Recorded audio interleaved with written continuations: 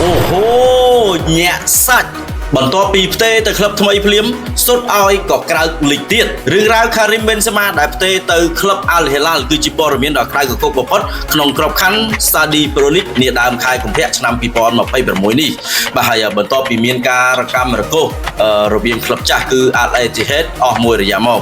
បាទហើយខ្សែប្រយុទ្ធសញ្ជាតិបារាំងរូនេះគឺបានសម្រេចចិត្តផ្លាស់ទៅចូលរួមជាមួយនឹងក្រុមគូប្រជែងដ៏ធំនៅក្នុងទីក្រុងរីយ៉ាតបាទហើយ Benzema គឺបានចុះហត្ថលេខាជាមួយនឹង Al Hilal ក្នុងរយៈពេល1ឆ្នាំកន្លះផងដែរបាទគឺរហូតដល់ឆ្នាំ2027ហើយណោះហើយរូកេបានផ្ទេ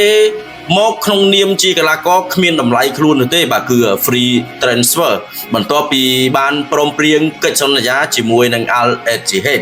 បាទហើយមូលហេតុនេះគឺ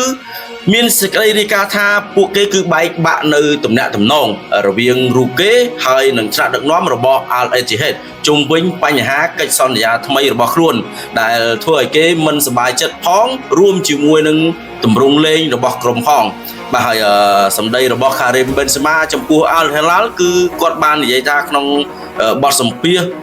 ដំបូងរបស់គេនោះគឺបានលើកសរសើរ Al Hilal យ៉ាងខ្លាំងបាទដោយនិយាយថា Al Hilal គឺជា Real Madrid នៃទ្វីបអាស៊ីបាទគឺដោយសារតែប្រវត្តិសាស្ត្រនិងសមត្ថភាពក្នុងការឈ្នះពានរង្វាន់ជាច្រើនរបស់ក្លឹបនេះផងដែរបាទហើយ Al Hilal ដែលកំពុងតែឈរក្នុងកំពូលតារាងស្រាប់ដែលបានបន្ថែមអាវុធមុតស្រួចដ៏ថ្មីស្រឡាងមួយទៀតដើម្បីប្រជែងយកពានរង្វាន់លីកក៏ដូចជា AFC Champions League ផងដែរបាទហើយការផ្លាស់ប្ដូរនេះគឺត្រូវបានគេរកឃើញថា